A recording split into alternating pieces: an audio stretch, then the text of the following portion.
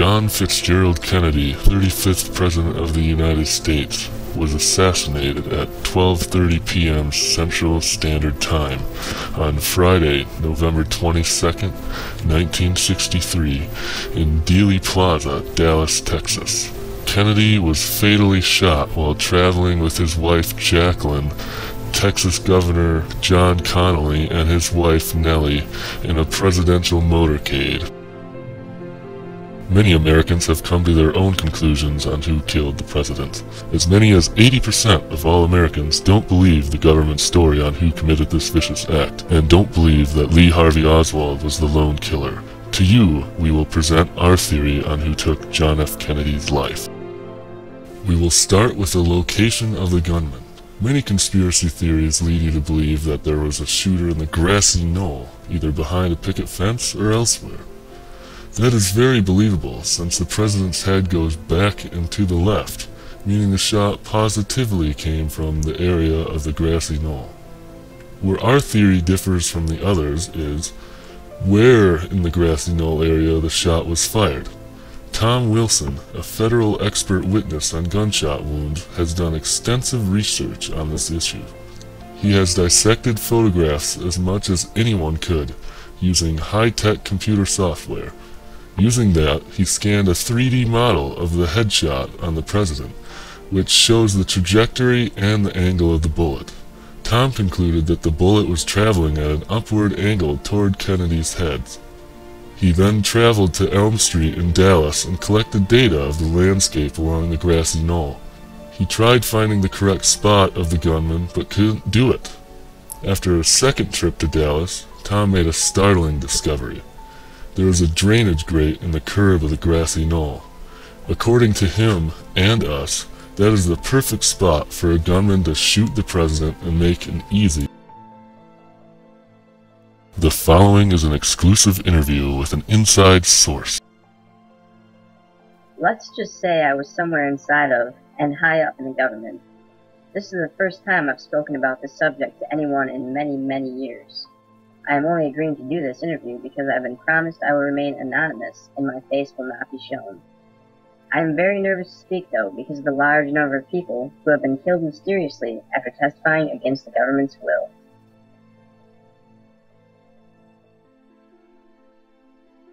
I firmly believe that a French assassin, of whom I choose not to name, shot the President of the United States. He did so in a drainage grate on the curb of the grassy knoll. He then escaped through the dark, gloomy sewage system of Dallas, Texas, never to be seen. It's the perfect plan, really. I once knew this assassin. He was a member of the right-wing extremist group, the OAS, comprised of deserters from the French army in opposition to President Charles de Gaulle's granting of independence to Algeria. The members of the secret army were involved in countless acts of terrorism and assassination. He wanted JFK dead because of his plans to pull out of Vietnam.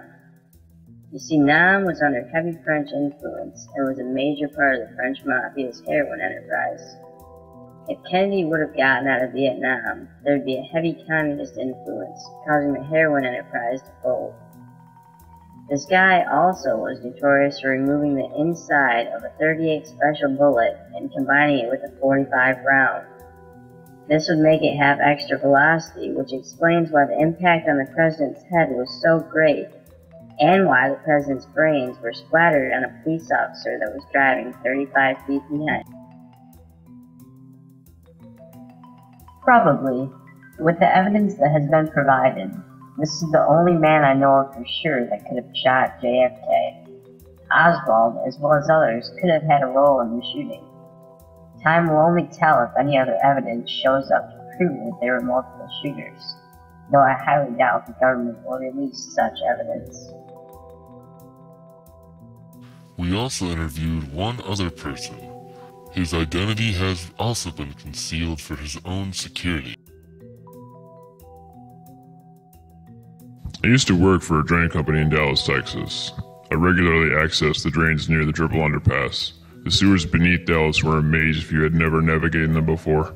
But someone that had access to a layout of these tunnels could easily have planned an escape that would lead them to the outskirts of Dallas and onto safety. Without a shadow of a doubt, yes. At the time, I was asked to do regular maintenance on the drainage grates around Dealey Plaza. This one in particular had a very large area to work, as the reservoirs in this area had increased space in order to deal with the large amount of rain in the plaza that needed to be drained after a large storm. It would be easily large enough for a full-grown man to have stood in it with a rifle and still have the barrel concealed within the drainage grate.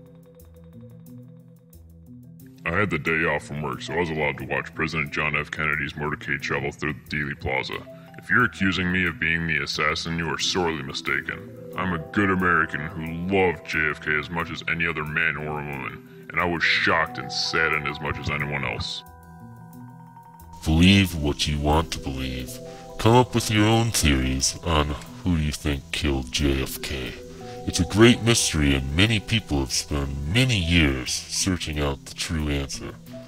We may never know, but at least you can come up with an idea yourself.